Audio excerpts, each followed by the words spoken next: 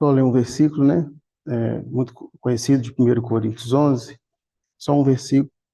Porque todas as verdes, 1 Coríntios 11, 26. Vou ler só um versículo, 1 Coríntios 11, 26. Porque todas as verdes, que comerdes este pão e beberdes este cálice, anunciais a morte do Senhor, até que ele venha. Então, com esse espírito, vamos partir o pão, né? E celebrar o que o Senhor fez por nós, né? Toda a obra dele completa e acabou para nós. Amém? Senhor Jesus, nós queremos agradecer o Senhor, agradecer muito, Senhor, né? Que a nossa mente não consegue compreender, Senhor, tua obra na cruz por nós. Tua obra nós não conseguimos entender, Senhor, que não foi uma decisão espontânea, mas uma decisão que começou lá no Jardim do Éden, Senhor. O Senhor preparar um cordeiro, Senhor, como celebramos aqui, Senhor, para que a luz entrasse e promovesse propósito para o nosso caminho. Então queremos celebrar a tua morte, Senhor, mas também não queremos celebrar também mais ainda a tua ressurreição, Senhor. E saber que do inferno o Senhor saiu de lá com as chaves, Senhor. E agora o Senhor reina, o Senhor é soberano sobre tudo, Senhor. Te damos graças, Senhor, por esse pão e por esse cálice, Senhor. E com grande sacrifício o Senhor proveu isso para nós, Senhor. E que agora a gente tem um caminho, Senhor Jesus. Um caminho que a gente pode seguir, Senhor. Nós temos um propósito, uma viva e rica esperança, Senhor, que pode fortalecer e consolidar nossa fé no Senhor.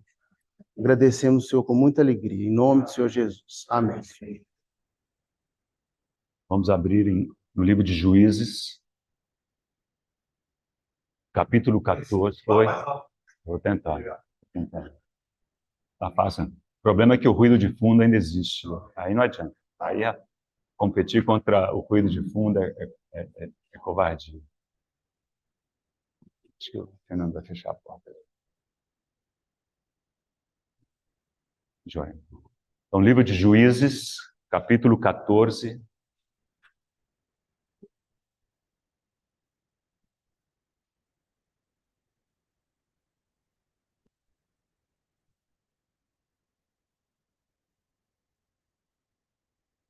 Continua o movimento, continua o zum, zum, zum. Aperta o que você quiser. Ok? Vamos ler, irmãos? Então lá, versículo 6. Então o Espírito do Senhor de tal maneira foi. Livro de Juízes, capítulo 14, versículo 6.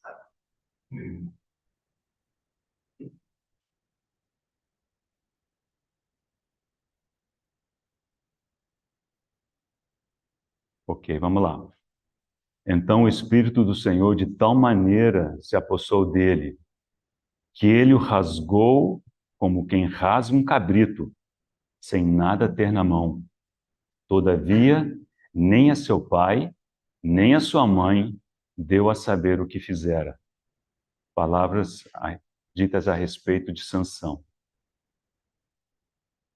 Senhor, nós somos gratos a Ti por esse momento que o Senhor nos concedeu. Obrigado, Senhor, por podermos participar da Tua mesa com alegria, com gratidão, em reconhecimento daquilo que o Senhor é. Senhor, e agora, Senhor, nós olhamos para Ti mais uma vez, pedindo a unção do Teu Espírito, a Tua direção, a Tua condução. Senhor, ajuda-nos a quietarmos diante de Ti. Senhor, ajuda-nos a quietarmos a nossa alma agitada, sempre agitada. Senhor, fala o nosso coração, cativa-nos, concede a cada um algo em especial, Senhor, que só Tu sabes o que é. Senhor, Tu és aquele que satisfaz a multidão, Senhor, com 5 pães e 2 peixinhos. Nós Te bendizemos, Senhor, porque o Senhor é sempre abundante. Oramos com gratidão e colocamos esse tempo diante de Ti, em nome de Jesus. Amém. Então, irmãos, vamos fazer continuar a mensagem da semana passada. E eu não vou repetir o que dissemos semana passada. Basicamente, estávamos observando algumas das características do mover do Espírito de Deus no Antigo Testamento. insistindo de que em cada fase, né, digamos, da humanidade, da história da humanidade, o Espírito de Deus agiu de uma maneira específica, né? E muitas das confusões que a gente presencia hoje é porque as pessoas abrem a Bíblia, não percebem o contexto e tenta reproduzir algo que encontrou por ali, sendo que não é o propósito de Deus. Isso está claramente revelado. Mas nós precisamos, com diligência, né, investigar na palavra de Deus, é o mover do Senhor ao longo das eras. Okay? Então, o assunto do domingo passado foi o período do Antigo Testamento, então vimos alguns versículos. Esse, estou pegando, não foi lido domingo passado, mas para fins de recapitular, acho que ele serve. Então, é o caso de Sansão aqui, que diz que o Espírito Santo veio sobre ele e de tal forma se apossou dele que ele rasgou um leão, né, com as suas próprias mãos, sem ter nada na mão, ou seja, rasgou um leão, né? Se o leão já tivesse morto, mesmo assim a gente não rasgaria. Então você imagina o que é rasgar um bicho daquele tamanho estando vivo ainda por cima. Mas esse é o testemunho da palavra de Deus, né?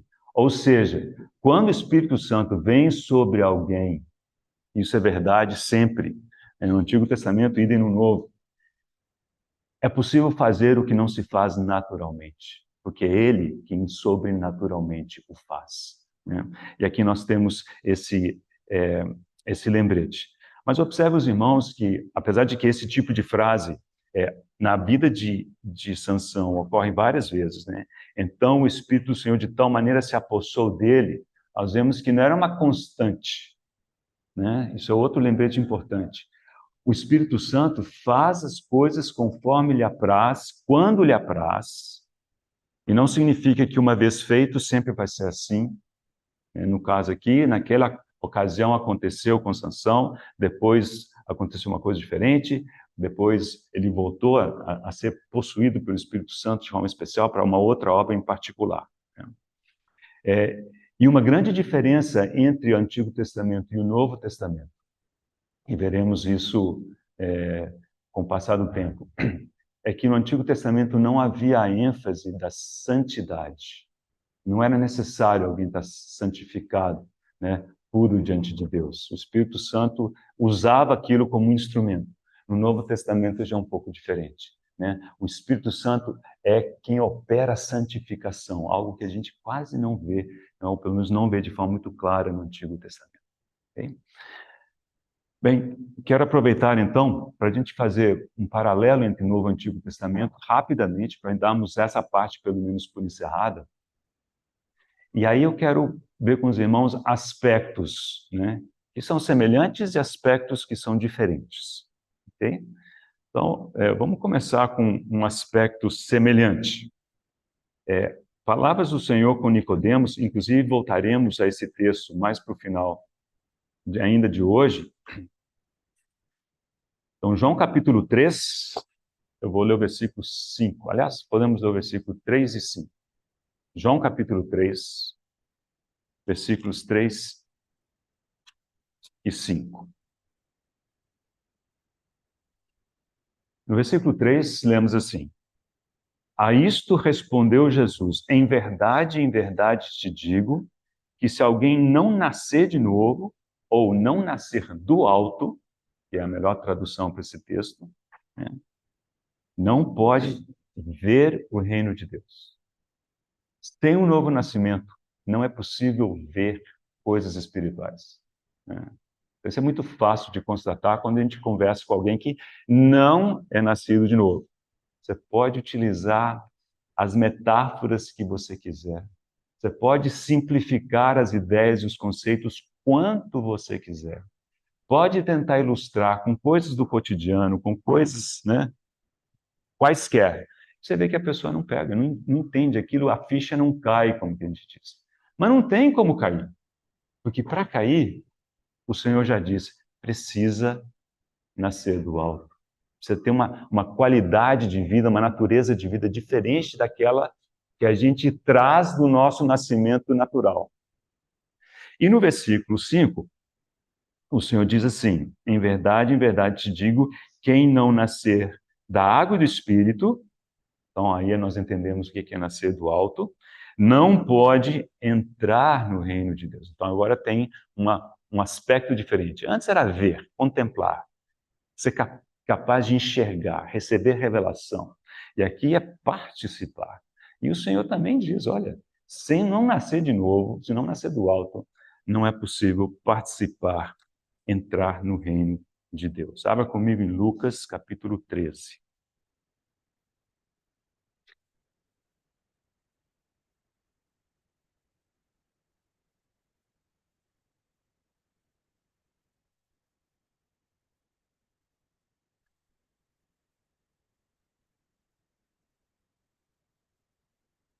Aqui o Senhor está se referindo ao reino de Deus manifesto.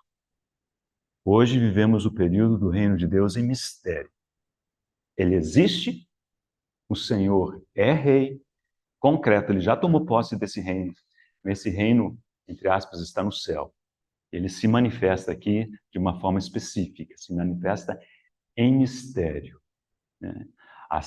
As parábolas de Mateus 13, por exemplo, explicam um pouco de como que é essa manifestação, esse período de mistério. Mas, irmãos, vem o dia em que esse reino virá e será estabelecido de forma visível sobre a terra, né? Aliás, foi a isso que o Senhor nos incentivou a orar, quando disse assim: venha o teu reino, né? Ele existe, nós estamos pedindo que ele venha, né? Que ele saia da fase de mistério para a fase de manifestação, né? Manifestação. Então, o Senhor está falando aqui desse período de manifestação já, então está apontando lá para frente. E no versículo 28, o Senhor diz assim: ali haverá choro e ranger de dentes, quando virdes no reino de Deus Abraão, Isaque, Jacó e todos os profetas, mas vós lançados fora. Agora, junte esse versículo com o versículo de João, capítulo 3, versículo 8, onde os...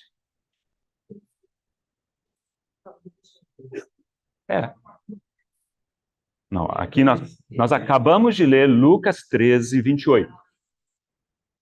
Falei errado, né? Não, perdão, gente, perdão. Lucas 13, versículo 28, vamos lá. Lucas 3, o senhor estava ainda para ser batizado. Vamos lá, versículo 28 de Lucas 13, vamos lá. Ali haverá choro e ranger de dentes, quando vides no reino de Deus, ou seja, nesse reino já manifesto, que sabemos que se dará, estará sobre toda essa terra, mas o Senhor em Jerusalém, né? E quem que eles vão ver nesse reino? Abraão, Isaque, Jacó, todos os profetas. Eles lançados fora. Por que eles lançados fora? Porque eles não haviam nascido de novo, não haviam nascido do alto. Quem não nascer da água do Espírito não pode entrar no reino de Deus. Mas então, Isaac, Jacó e os profetas, é claro que eles nasceram da água do Espírito. Eles nasceram de novo. Então, esse é um aspecto importante que às vezes a gente não tem muita clareza. Os salvos do Antigo Testamento também tinham que receber a vida de Deus. O que eles não recebiam era o espírito de habitação. São duas coisas diferentes. Ok? Então, para ilustrar, está fácil de ilustrar, né? Eu recebi a vida dos meus pais. Eu nasci deles. E nenhum deles habita em mim. Okay? Então, uma coisa, outra coisa é outra coisa, né? Então, aqui temos esse aspecto que é importante. Eles precisavam também da vida de Deus. Senão, um homem caído é um homem caído. Um homem natural não entende, não aceita as coisas de Deus, né? E esses aceitaram as coisas de Deus. Comungaram com Deus. Eles falavam com o Senhor, numa condição diferente da nossa. O nosso privilégio, irmãos, é indizível. Mas isso, com o tempo, eu espero que os irmãos vão apreciando melhor. Mas eles tinham, em alguma medida, essa comunhão, né? Deus não os abandonou, o Espírito de Deus agia neles, né? Vinha sobre eles, lhes dava vida, falava com eles, né? Bom, em que aspectos, então, digamos, as coisas são iguais e quais são diferentes? Quando falamos do espírito de habitação, aí isso que vale a pena de não deixar muito, muito vago, né? Há uma coisa que os teólogos chamam de habitação especial, que é o que acontecia no Antigo Testamento, né? Então, o Espírito Santo, às vezes, estava sobre alguém, mas era algo especial. Antes da queda do homem, a terra era de Deus, era como se fosse o santuário de Deus, era toda a terra, ele havia feito a terra. Ela era perfeita, né? Depois da restauração feita pelo Espírito Santo. Tanto é, Gênesis capítulo 3, nos diz que na viração do dia, e ali a palavra é vento, no vento do dia. Então os estudiosos dizem, bom, deveria ser à tarde, né? Porque à tarde é quando sopra o vento. Então, possivelmente, a indicação é essa. Mas no vento do dia, Deus andava no jardim. Deus estava lá. Mas nós não vemos isso acontecer depois da queda, né? Então, aí o seguinte, aí Deus já não tinha, digamos, como aquela pomba, não tinha onde pousar, né? Porque o homem pecou e Deus amaldiçoou a terra por causa do pecado do homem. Como é que Deus ia continuar habitando, né? Aí nós começamos a entender o empenho de Deus em ter o tabernáculo, depois em ter o templo. A Shekinah se manifestava no Santo dos Santos. Era alguma coisa muito específica, mas o coração de Deus ainda era o de habitar entre o seu povo, estar entre o seu povo, né? Mas quando chegamos no período da igreja, aí nós vemos a grande diferença. Porque ele habita em nós individualmente, em todos nós. Já não é habitação especial. Já não é em um ou em outro. É em todo o que creu, o Espírito Santo habita. Mas não apenas do ponto de vista individual, né? Isso, em casos específicos, a gente vê no Antigo Testamento. Mas no caso coletivo, a gente nunca vê no Antigo Testamento. Nunca diz que Deus habitava em Israel. Mas a igreja é o local de habitação de Deus no Espírito. Efésios capítulo 2, por exemplo. Estamos sendo edificados templo espiritual para a habitação de Deus no Espírito. E em 1 Coríntios 3 e 6, temos dois versículos parecidos.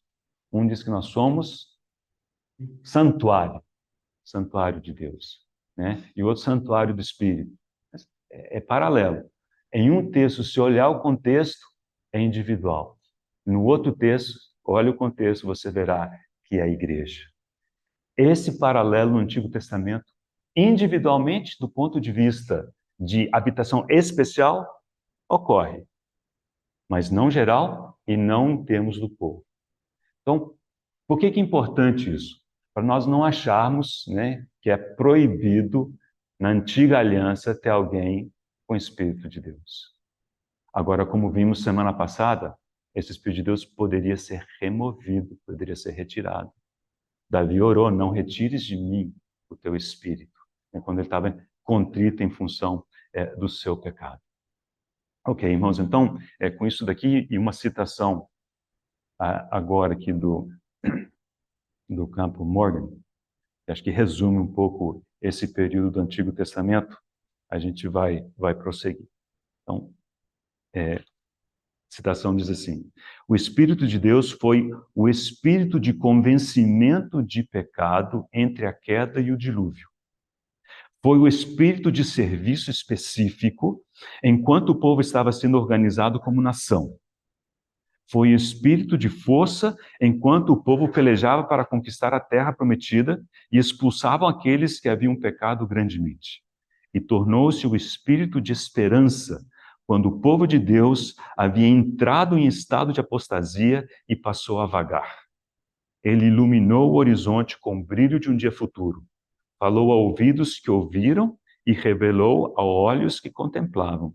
Assim, mesmo não compreendendo plenamente, eles tiveram um tênue prenúncio das glórias destes dias, se referindo aos dias da igreja, né, de pleno poder espiritual.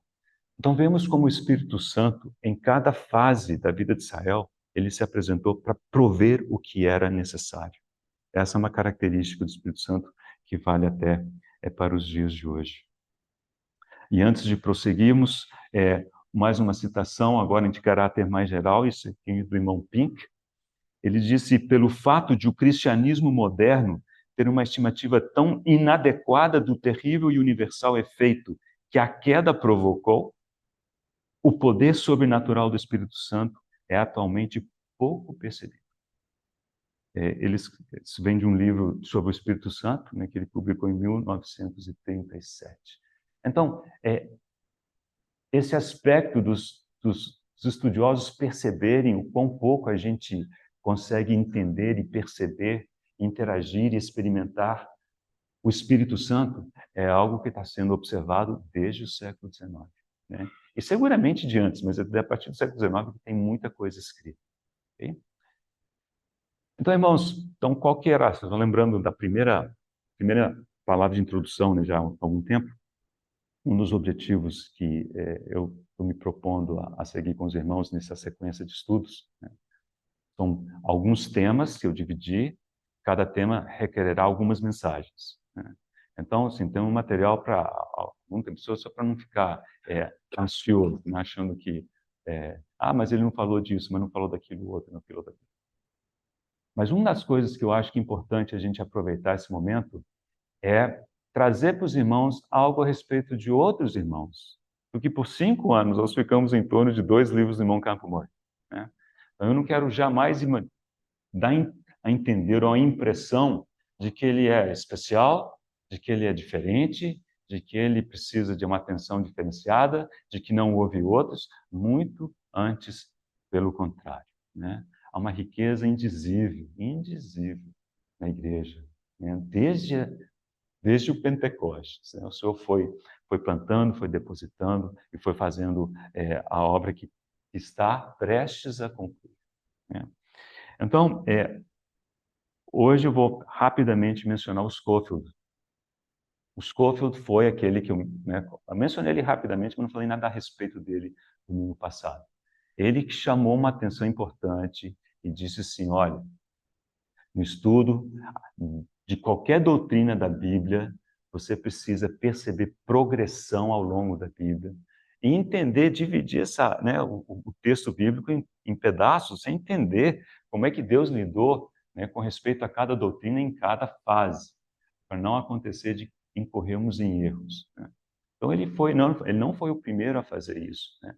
Mas ele foi uma voz muito forte nessa organização. No início do século XIX, o Darby já tinha começado a plantar essa sementinha. Né? E ele começou a fazer isso de forma um pouco mais sistemática. Mas o Scofield, ele então teve essa iniciativa, ele fez 2 coisas que realmente o tornaram muito conhecido.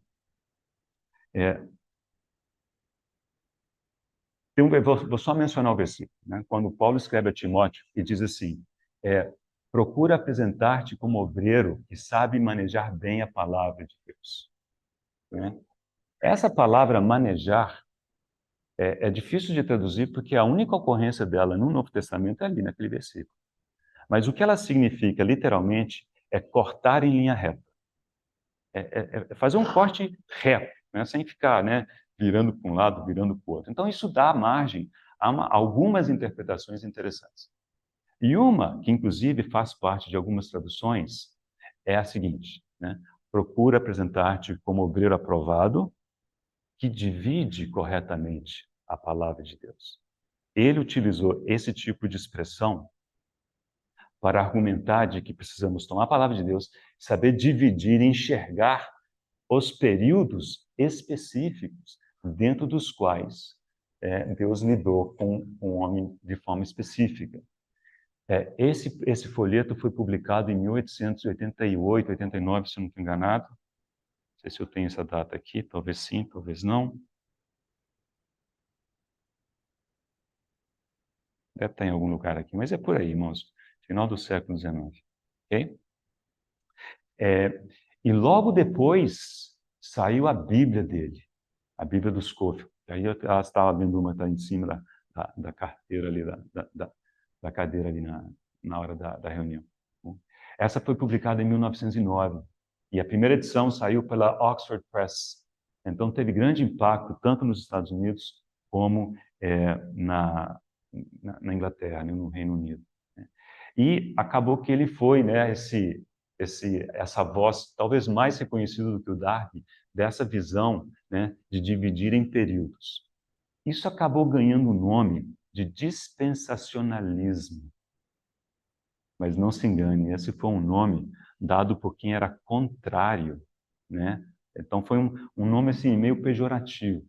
O Philip Maury que deu esse nome, se referiu, ele era contrário ao dispensacionalismo. Philip Maury. Philip Maury. Ele tem um livro sobre o reino, e ele escreveu esse livro para combater essa questão do dispensacionalismo. Agora, se você não combate o dispensacionalismo, como Philip Maury, então você tem que aceitar que a igreja e Israel se confundem. Ou seja, houve Israel enquanto houve Israel. Depois, Israel foi substituído pela igreja. E Deus já não tem mais nada a ver com Israel. E eles não creem que Israel será restaurado, não tem nada disso. Inclusive, Filipe Mauro acha que o Senhor já voltou em 70 com a destruição de Jerusalém. O Senhor já, né, já tá rolando milênio, né? Então são coisas muito difíceis de acompanhar, né? O que não quer dizer que o dispensacionalismo em si não tenha seus perigos, né? Existem aqueles que se tornaram ultradispensacionalistas. Então, vou te dar um exemplo só para os irmãos verem o perigo. Os ultradispensacionalistas, por exemplo, dizem que o Sermão do Monte não é para a igreja. Dizem que é só para Israel. O que não pode ser verdade nenhuma. Não é a lei de Moisés. O Senhor mesmo disse, ouvistes o que foi dito aos antigos, eu, porém, vos digo. O Senhor estava virando a página, estava dizendo assim, agora, então realmente havia uma mudança, né? Mas aí os ultradispensacionalistas, eles acabam levando essas ideias muito aos extremos. Então, cuidado com os extremos e também cuidado com os nomes. Os nomes, é fácil a gente pôr nome, mas o nome carrega em si uma série de coisas com as quais talvez a gente nem concorde. Então, sempre de usar nomes com muito cuidado. Eu vou ler um parágrafo que vem da Wikipédia. Como que a Wikipédia define o dispensacionalismo? Okay? Então, minha sugestão é a seguinte, você mentalmente pense, né, com o que você concorda ou não, com quem você alinha ou não. Okay? Só para fins de exercício.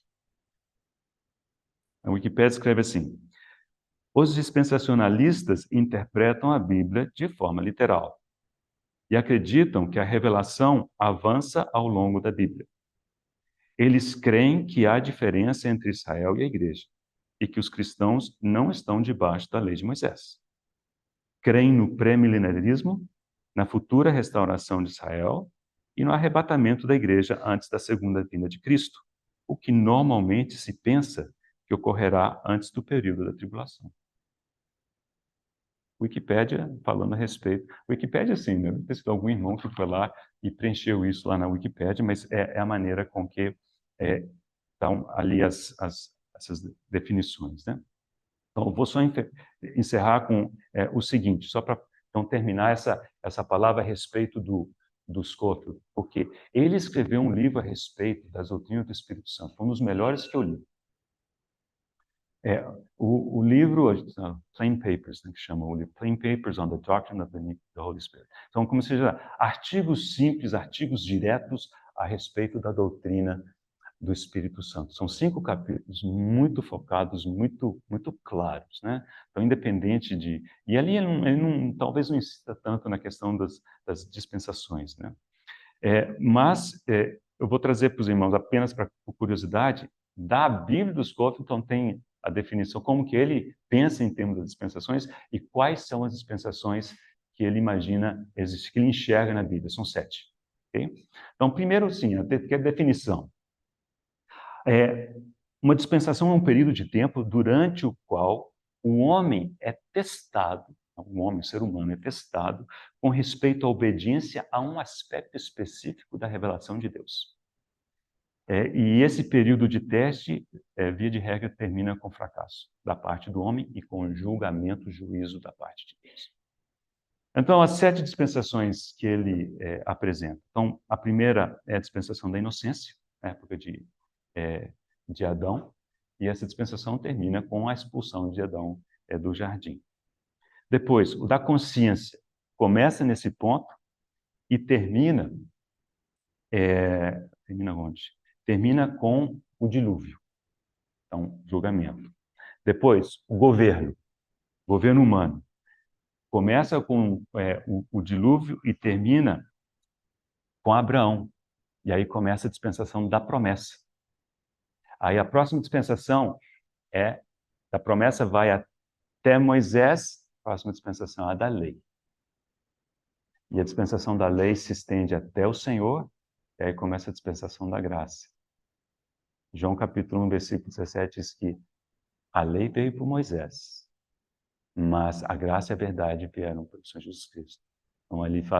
Então ele aproveita ali para enxergar. E a última dispensação é a dispensação do reino, né? Quando a igreja tiver sido arrebatada e o Senhor estabelecer seu reino sobre a terra. Então, apenas uma curiosidade, vai ficar assim, então o que são, afinal das contas? Estamos dizendo que são. Ele divide assim.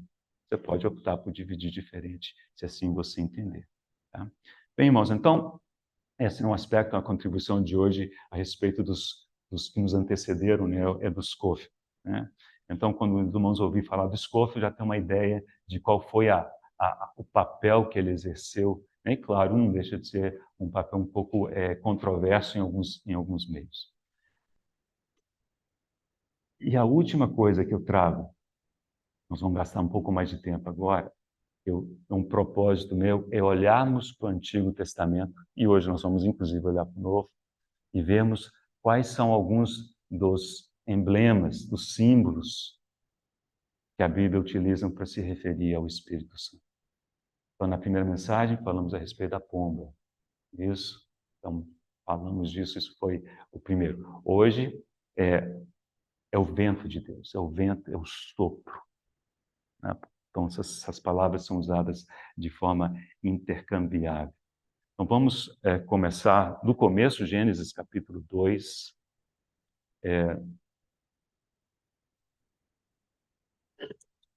Tanto no Antigo Testamento como no Novo Testamento, as palavras utilizadas para vento e para sopro são diferentes, né?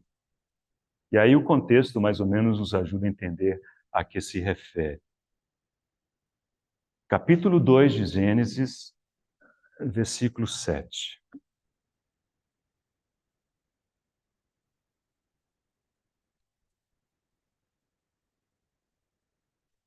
Criação do homem. Então formou o Senhor Deus ao homem do pó da terra e lhe soprou nas narinas o fôlego de vida, e o homem passou a ser alma vivente. Aqui, a palavra fôlego é chama. Então, o que temos aqui? Qual que é a cena? É o inverso do que a gente presencia no sepultamento. Vamos no sepultamento, vemos o corpo da pessoa, né? Ela não está mais ali, o seu corpo está ali, né? O corpo físico. Quando o espírito volta para Deus que o deu, então a pessoa, dizemos que ela morreu. Ela deixa de ter interação conosco. Isso para nós é o que é a nossa definição de morte. E ali está um corpo que voltará ao pó, né? Então, é o processo de morte. Deus é Deus de vida. Então, aqui nós vemos o processo de vida. É o processo inverso. Quando ele começou com o corpo, então temos aqui Adão, um boneco de barro. E o Senhor vai lá e faz o contrário. Assim, ele concede, né? E aqui diz, ele soprou nas narinas o fôlego de vida, né? E aqui, o vida, dizem os entendidos que é plural. E dizem os mais entendidos que toda palavra em hebraico, vida, é plural. Mas isso aí, por conta de Rodrigo, vocês podem tirar dúvidas com ele logo depois. Mas aqui, ao que tudo indica, sim, o sopro é sopro de vidas. Possivelmente referindo-se à vida da alma, à vida do espírito, né? Mas o espírito do homem. Adão foi criado com um espírito que era capaz de interagir com Deus, que, aliás, é o que vemos. É o que vemos. Ele, com a viração do dia, aí o espírito de Adão já era, mas ele tinha comunhão com Deus. Não tem como ter comunhão com Deus se nós não temos, né, alguma coisa em comum, como perceber Deus. O órgão, quando nós nos comunicamos, estamos usando a nossa alma, nossa psique, né? Pensamentos, vontades, personalidades, isso tudo é a nossa psique. Usamos o nosso corpo como meio, né, de comunicar, seja por símbolos, seja por sons, né? Mas quem tem comunhão, quem fala um com o outro, nós estamos comunicando ideias, psiques estão, né? Você não consegue comunicar com quem não tem psique, né? Quem tem coma, por exemplo. O corpo está ali, se não morreu, o espírito está aí, vivo ou morto, né? Mas a alma está desconectada. Você não interage com a pessoa, né? Por que Adão podia interagir com a sua esposa? Porque ele tinha psique, ela também. Por que ele podia interagir com Deus? Porque o seu espírito existia, e Deus é espírito. Mas quando ele morreu, o espírito, ele deixou de ter esse contato com Deus. Continuou caminhando, o corpo dele estava vivo, morrendo, mas vivo. A alma dele estava ativa, ele fez um monte de coisas, teve filhos, deu nomes, etc, etc. Continua interagindo. Mas o pecado trouxe a morte. A morte é a separação. E a expulsão dele do jardim era, digamos, a ilustração física visível do que havia acontecido no reino espiritual. Separação de Deus, né? Então aqui temos que Deus concede vida via esse movimento de ar, fôlego, vento. E ainda que aqui a palavra não seja ruach, ruach é a palavra normalmente usada para o Espírito de Deus, mas aqui o conceito parece ser esse daí. Vamos a 2 textos em Jó, nós vamos lê-los rapidamente, porque eles mais ou menos traduzem esse tipo de coisa. Jó, capítulo 27, versículo 3. Jó 27, 3. Enquanto em mim estiver a minha vida, e aí a palavra vida é chama, a mesma palavra de fôlego, lá de Gênesis 2. E o sopro de Deus nos meus narizes. É assim que ele se refere à vida. É o sopro de Deus, né? O chama, o fôlego. Quando Deus disse a Noé que ele ia exterminar todo ser vivente que estava sobre a face da terra, ele disse que ele ia exterminar toda a carne em que houvesse fôlego de vida. É assim que Deus se refere à vida, a fôlego, esse movimento de ar. Tente prender a respiração por muito tempo. Não faça isso, né? Ele não consegue, porque a vida exige esse fôlego, esse movimento, esse respirar. Jó capítulo 33. Passe algumas páginas à frente. Praticamente uma repetição de Gênesis 2:7. 33:4. O Espírito de Deus me fez e o sopro do Todo-Poderoso me dá vida. Impressionante isso, né? No Novo Testamento, paralelo, lembro do irmão Álvaro comentando isso já há um bom tempo, né? Quando o Senhor já ressurreto, capítulo 20 de João, versículo 22, soprou sobre os discípulos e disse: recebei o Espírito Santo. Irmãos, esse texto merece atenção especial, específica, isso está previsto lá para frente. Não entre em desespero, mas já vai meditando. Mas o importante é o seguinte: espírito, vida, sopro, vento, essas coisas estão muito fortemente relacionadas na palavra de Deus. Ok? Ok, deixa eu mencionar 2 textos a mais aqui. Vamos abrir esses textos. Atos capítulo 2, dia de Pentecostes. Esse é outro texto que merece atenção específica futura. Está vendo que a minha lista de de dívida está só aumentando. Cada hora eu falo de alguma coisa que está no planejamento. Se aprover ao Senhor, então chegaremos lá algum dia. Se não, ficaremos onde Ele tiver até onde tiver nos levado. Versículo 1, capítulo 2, ao cumprir-se o dia de Pentecostes. Então imagino que os irmãos saibam bem o contexto. Algo grandioso está para acontecer. Único na história. Igual Calvário. Fantástico isso aqui. Estavam todos reunidos no mesmo lugar. Fazendo um paralelo grosseiro, mas não está muito diferente de Gênesis capítulo 2, versículo 7. Lá havia um boneco de barro, sem vida. Aqui havia um conjunto de pessoas, mas sem alguma coisa de fundamental. Lá o Senhor soprou o fôlego de vidas. Aqui diz, de repente veio do céu um som como de um vento impetuoso e encheu toda a casa onde estavam assentados. E ali continua o texto. O Espírito havia sido derramado. E aqueles 120 haviam sido batizados para dentro de um corpo. Assunto riquíssimo, importantíssimo, que coloque na minha lista de dívidas. O próximo exemplo, isso aí eu vou deixar os detalhes do irmão Mário, né?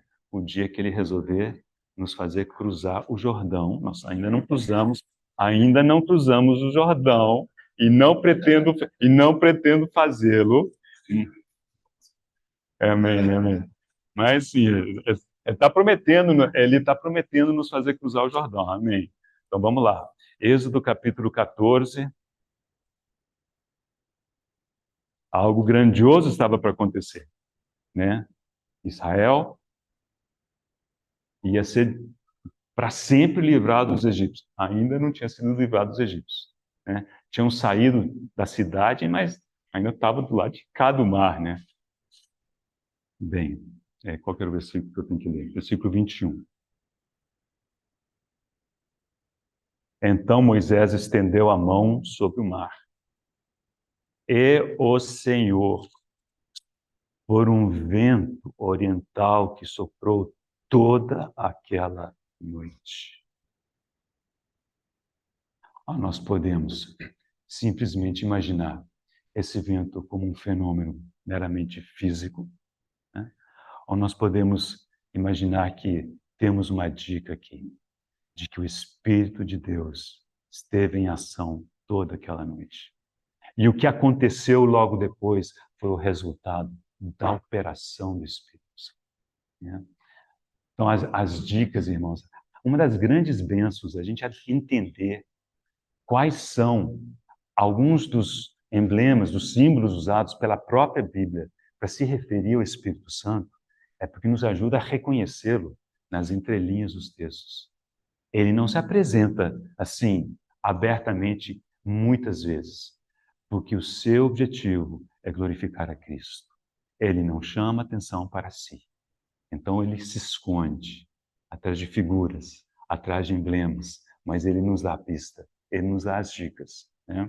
Então aqui temos dois exemplos e eu vou parar por aqui. Vamos voltar a João.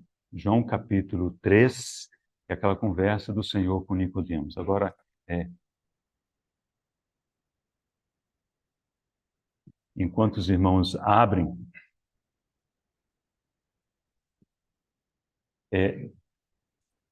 a respeito desse versículo, João 3,8, nós vamos ler primeiro e depois eu faço alguns comentários. O Senhor ainda conversando com Nicodemos.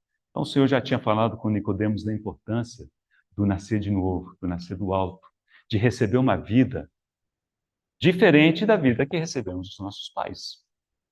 É de uma natureza diferente. Ele diz, versículo 6, quando ele disse assim, olha, o que nascido é da carne é carne, e o que é nascido do Espírito é Espírito. Então ele deu a dica, ele disse o seguinte, olha, a vida espiritual só tem um caminho, é nascer no Espírito. Porque nós, com tudo que temos da nossa formação, da nossa vida natural, isso só produz carne. que é nascido da carne é carne. E tudo que ela faz tem essa natureza, tem essa origem. Ele diz, olha, para a vida espiritual, não adianta treinar a carne, tornar a carne uma carne esforçada. E praticamente todas as religiões nos incentivam a isso. Mas esse não é o caminho do Senhor. O Senhor diz, você tem que nascer de novo. Você tem que ter uma vida diferente, uma vida de outra qualidade. E da mesma forma com que a gente não fez nada para nascer da mamãe, é o Senhor, pela sua bondade, que tem que nos fazer nascer de novo. Né? Bom, mas então, o Senhor tendo falado isso, ele faz o seguinte, ele diz assim, o vento sopra onde quer. Versículo 8. Ouves a sua voz, mas não sabes de onde vem, nem para onde vai. Assim é todo o que é nascido do Espírito. O vento sopra onde quer. Então nós estamos nessa de ver o sopro. Né? E aqui ele claramente diz, assim é todo o que é nascido do Espírito. E aqui, interessante, irmãos, é o seguinte, no Novo Testamento a palavra vento é traduzida por outra palavra. Não é a palavra pneuma. Então, pneuma normalmente é espírito. Pode ser espírito de Deus, pode ser o espírito do homem, ou pode ser espírito imundo. A palavra usada para espírito imundo também é pneuma, só que tem um aditivo para indicar que é imundo. Né? Então, é algo espiritual. E pneuma é de pneumático e tal, de vento, né? Sopro. Né? Eu vou mencionar dois irmãos que tive a oportunidade de ler comentários deles a respeito desse versículo. Um deles é o Spurgeon, e curiosamente ele utiliza esse versículo para fazer uma ênfase, né? E essa ênfase é a diversidade das manifestações do Espírito. E claro que ele utiliza o vento para ilustrar isso, né? O vento sopra um dia, o vento sopra um outro dia, mas nunca sopra igual. A intensidade é diferente, a direção é diferente, a temperatura é diferente, a hora que sopra é diferente, né? Assim é com o Espírito Santo. Se a gente quer, né, empacotar o Espírito Santo, prever como, quando e onde é que ele vai agir, nós não podemos fazer isso porque o vento sopra onde quer, né? Ele tem vontade e ele tem uma forma de agir. Veja o que ele disse. O Espírito de Deus, para ajudar os que têm uma mente espiritual no estudo do seu caráter e natureza, condescende comparar-se ao orvalho, ao fogo, ao óleo, à água e a outros. Então, aqui já temos uma lista, né, de símbolos que podemos olhar no futuro. Dentre os demais, ou seja, que não estão aí nessa lista, nosso Salvador utilizou a metáfora do vento. Qual é o primeiro pensamento aqui, a não ser o de mistério? Porque ele diz, ouves a sua voz, não sabes de onde vem, nem para onde vai. Assim é todo o que é nascido do Espírito. Às vezes, irmãos, a gente tenta entender o mover do Espírito. Nós devemos tentar compreender qual é a vontade de Deus. Mas se nós não entendemos exatamente como, quando, onde, porquê do mover do Espírito, não se surpreenda, porque assim é o vento. Existe um aspecto de mistério, e para sempre isso será verdadeiro, no mover do Espírito. Mas nós temos que permitir que ele tenha essa prerrogativa, ele exerça essa prerrogativa entre nós. Esse irmão, o Campo Morgan, insiste então que o Espírito sopra onde quer e ele tem várias formas de se manifestar. Né? Então, o texto dele é muito voltado para a diversidade. Um outro irmão, falando do mesmo texto, o Bispo Moll, ele aproveita o mesmo texto para falar da soberania do Espírito Santo. Então, no caso dele, a ênfase é onde quer. Ele sopra onde quer. E aqui o Senhor estava falando com Nicodemos a respeito do Novo Testamento, né? E eu acho que foi esse próprio Bispo Moll que disse assim, não questione a Deus como é que foi a sua conversão. né? Ah, eu queria ter convertido assim, eu queria ter convertido assado, né? Eu queria ter tido essa experiência, eu queria ter tido aquela experiência. Ele falou assim, não questione a Deus como Ele decidiu te ganhar, como Ele decidiu te dar vida, porque o vento sopra onde Ele quer. Agora, existem os efeitos. Ouves a sua voz. Você ouve a voz do vento? Essa é a questão. O vento é soberano. O vento é multiforme. Podemos não entender, mas o Senhor pôs essa frase ali no meio. Ouves a sua voz. Essa que é a grande pergunta para nós hoje de manhã. Será que ouvimos a voz do vento? Será que procuramos aquietar para ouvir? Se o vento tiver muito uma brisazinha, né? E nós estivermos, né, no meio de muito barulho, é claro que você não vai ouvir. No mínimo, vai fazer silêncio em volta. Então, prestar atenção e ouvir o vento. Né? Esse irmão, o Bispo Moll, diz que o novo nascimento é um mistério. Não sabemos o quando, o como, mas nós podemos e devemos constatar os seus efeitos. Vemos? Eu fico pensando, às vezes, o Senhor falando com Nicodemos, tudo era espiritual, e Nicodemos tentando puxar para o lado que ele conseguia entender, né? Então ele falava assim, mas como que pode um homem sendo velho voltar à mãe nessa segunda vez? Ele estava tentando, né, fechar o quebra-cabeça em coisas palpáveis, e o Senhor sempre levando ele para o espiritual, né? Então eu fico imaginando, talvez Nicodemos assim, não, então tá, já que é assim, vai que eu já tenha nascido de novo, né? Prega o evangelho, você vai perceber que muita gente acaba tendo essa atitude, né? Assim, não, você precisa crer. Não, eu já criei. Quando? Ah, desde sempre. Desde sempre. Tem gente que é muito avançada, desde sempre. Mas o Senhor disse assim, olha, você ouve a voz do vento? O vento é um mistério, verdade. Assim é todo o que é nascido do Espírito. É um mistério que é nascido do Espírito. Tenta explicar sua conversão para alguém, você vê quanto que ele não consegue. Mas a pergunta é, precisamos? A gente não consegue explicar. Essa não é a questão.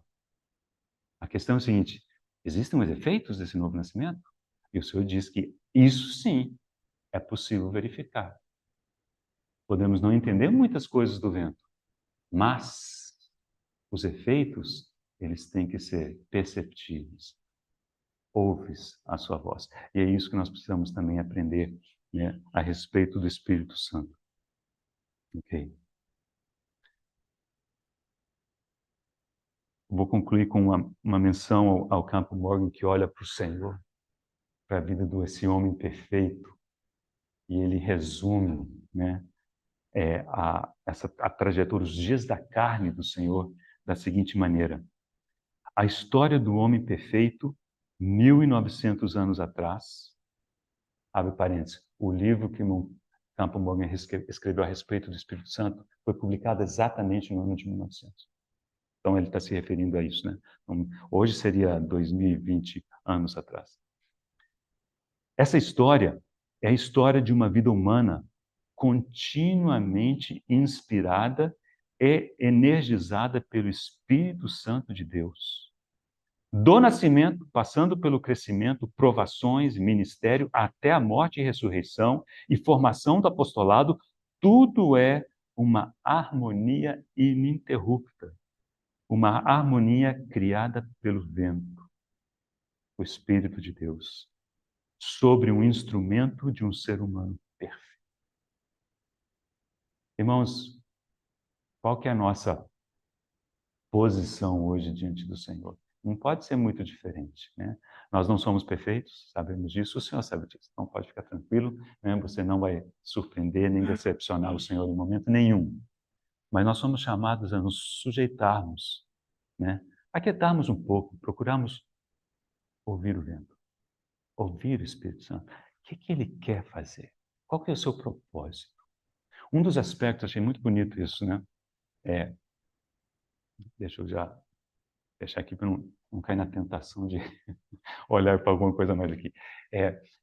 Nas obras de Deus, um irmão colocou isso da seguinte maneira. Esse irmão chamava, né? John Owen é um dos puritanos. 1674, o livro dele, me parece. Ele diz assim, olha, nas obras de Deus, a gente pensa que então Deus é quem origina. O Senhor Jesus Cristo é aquele que sustenta. Ele sustenta todas as coisas pela palavra do seu poder. Ele sustenta aquilo originado por Deus. E o Espírito Santo é aquele que completa, que orna, que adorna, que fecha, que consuma a obra. Então, olhando, por exemplo, para Gênesis 2:7, né? Então Deus havia criado, o homem estava um boneco, mas aí veio pelo seu Espírito, ele completou, e o homem se tornou alma vivente. Né? Atos capítulo 2, o pessoal já estava ali. Aí a obra do Pai, a obra do Filho, 120 ali reunidos. Mas precisava acontecer algo especial. E esse algo especial foi concluído pelo Espírito de Deus. Né? Quando veio como um vento impetuoso e sobreencheu aquela casa. Né? E quando nós pensamos nesse período da igreja prestes à volta do Senhor, é natural que a gente imagine que o Espírito de Deus, mais uma vez, deseja concluir, né, a preparação da igreja, da noiva, para o seu esposo. Então é um momento especial em que o Espírito de Deus devemos entender esse propósito dele para nos sujeitarmos, para que ele o alcance o quanto antes e possamos, né, nos encontrar com o nosso bendito esposo, né? Que o Senhor fale o coração, que o Senhor nos encoraje, né, e nos ensine a ouvirmos, né, a sua voz. Como é que a gente aprendeu a reconhecer a voz da mamãe e entender o que ela dizia? Quando você nasceu, você não entendia o que ela dizia. Assim como ela também não entendia o seu choro. Com o passar dos tempos, a gente sabe o choro de fome é diferente do choro de sono, que é diferente do choro das cólicas, que é diferente do choro da pirraça. A gente começa a perceber certos padrões, né? E o contrário é verdadeiro. As crianças aprendem, hoje eu entendo o que mamãe fala, ou boa parte do que ela fala. Né? Por quê? Porque todos os dias eu estava exposto à voz da mamãe. E aos poucos, aos poucos, aos poucos, aos poucos, a gente aprende. Com o Senhor não é diferente disso. Nós não vamos aprender a ouvir a voz do Espírito. Ah, vamos para uma conferência. Lá, tem certeza, eu vou ouvir o vento, né? Principalmente se for um furacão, aí eu vou ouvir. Amém? Você vai ouvir. Mas o que o Senhor nos chama é para um dia a dia, né? É um gotejar, é um caminhar com Deus. É diariamente aprender a reconhecer a voz do Espírito nas coisas do cotidiano, nas coisas do dia a dia. E é assim que nós aprendemos a reconhecer o mover do vento e ouvir a sua voz. Não saberemos explicar muitas coisas e não precisamos querer explicar tudo, mas precisamos estar, né, numa posição em que o Espírito Santo possa realmente, né, fluir e falar conosco, né, e completar a obra que ele iniciou. Né? Amém. Senhor, nós damos graças a Ti pela Tua palavra. Obrigado, Senhor, porque se hoje temos o Espírito Santo em nós, é porque houve um preço pago, alto preço, bendito preço. E hoje, como redimidos, santos, aperfeiçoados em Cristo Jesus, Teu Santo Espírito pode fazer morada, pode fazer habitação. Senhor, que nós jamais desprezemos ou tomemos levianamente essa realidade. Ao contrário, Senhor, que isso nos leve em prostração a nos colocarmos diante de Ti. Bendizemos Teu santo nome, Senhor, nesta manhã. Abençoa-nos, conduz-nos no restante desse dia, para a glória do Senhor. Em nome de Jesus. Amém. Qual que é a última frase do livro de Salmos? Todo ser que respira, louve ao Senhor. Aleluia. Essa conclamação. Em todos que há vida, que é esse fôlego, devemos louvar o Senhor. Amém. Irmãos, bom domingo. Houve uma pergunta a respeito de domingo que vem, se nos reunimos. Eu acho que sim, né? Acho que quantos Quantos não estarão aqui domingo que vem por causa da conferência? Os demais, nos reuniremos pela bondade do Senhor partir o pão? Amém? Amém. Então, que o Senhor nos... Algum aviso especial? Não, Wilson? Não?